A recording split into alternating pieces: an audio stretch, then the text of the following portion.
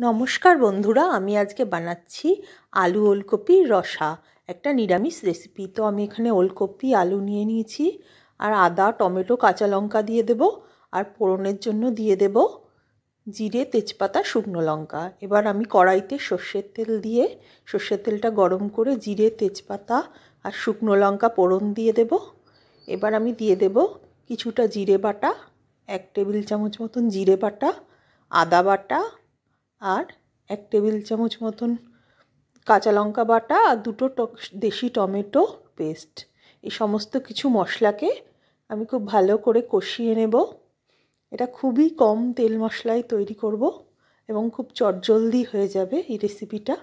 তো আমি এখানে ওলকপিগুলোকে চৌকো চৌকো করে কেটে নিয়েছি। ওলকপি, আলু দিয়ে দেব, আর স্বাদ অনুযায়ী হলুদ, নুন আর সামান্য চিনি, এগুলো দিয়ে আমি খুব ভালো করে সমস্ত কিছুকে একসাথে কষিয়ে নেব। যখন কষানোর একটু গন্ধ ছাড়বে তখন আমি এটার মধ্যে জল দিয়ে দেব। দিয়ে যে যেরকম জল, মশলা ধোয়া জল দিয়ে দেব, যে যেরকম পছন্দ করে, একটু কষা কষা খেলে কষা কষা, আর ঝোল ঝোল খেলে ঝোল ঝোল করে নিলেই রেডি হয়ে যাবে এই আলু ওলকপির রসা। আপনারাও বানিয়ে দেখবেন, খুবই সোজা একটা রেসিপি।